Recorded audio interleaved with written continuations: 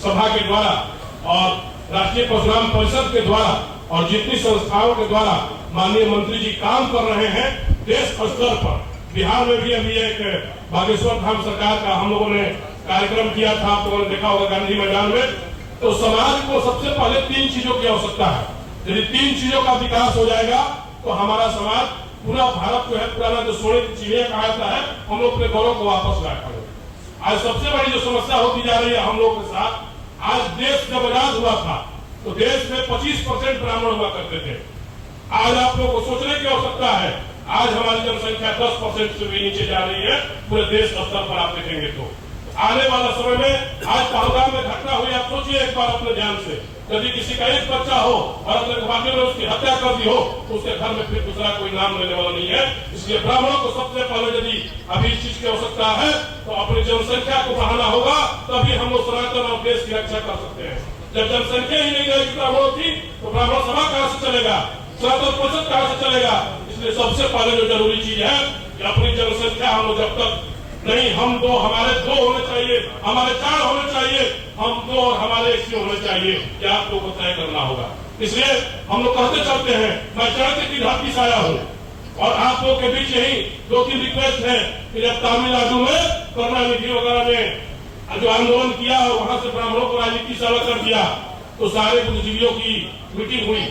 हमारे परिवार में 10-12 IAS है और जज है। मैं बताता हूँ, उस मीटिंग में मेरे चाचा थे IAS थे। वहां मीटिंग हुई तो उन लोगों ने तय किया कि क्या करना चाहिए। भाई ब्राह्मणों की तो क्षति हो गई राजनीतिक रूप से, सामाजिक रूप से। तो उन्होंने कहा कि सबसे पहले यदि राजनीति में आपको आगे बढ़ना है, सामाजिक में आगे बढ़ने हैं, आर्थिक रूप से कब्जा कर लो।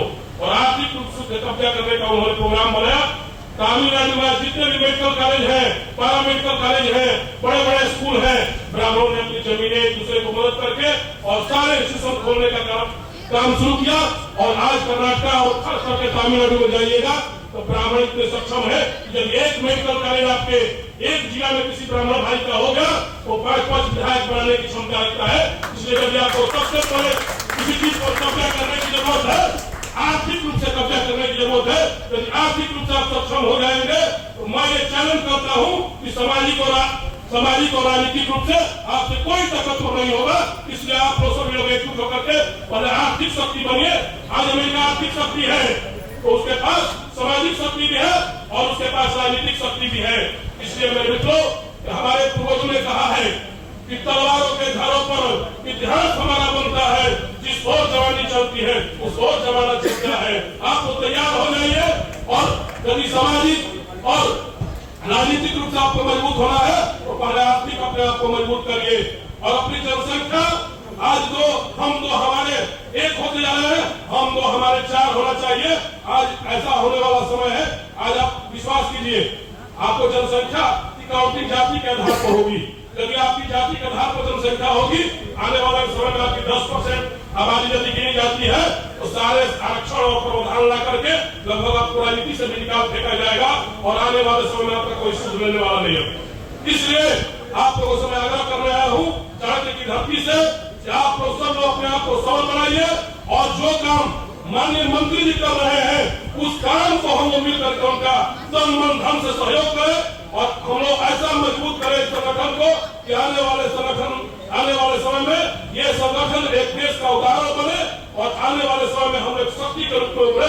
इन्हीं बातों के साथ, क्योंकि समय बहुत कम है, आप सबको प्रणाम करते हुए अपनी बात को हम समाप्त करते हैं।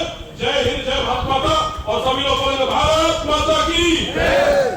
परशुराम, जय परशुराम। धन्यवाद सर।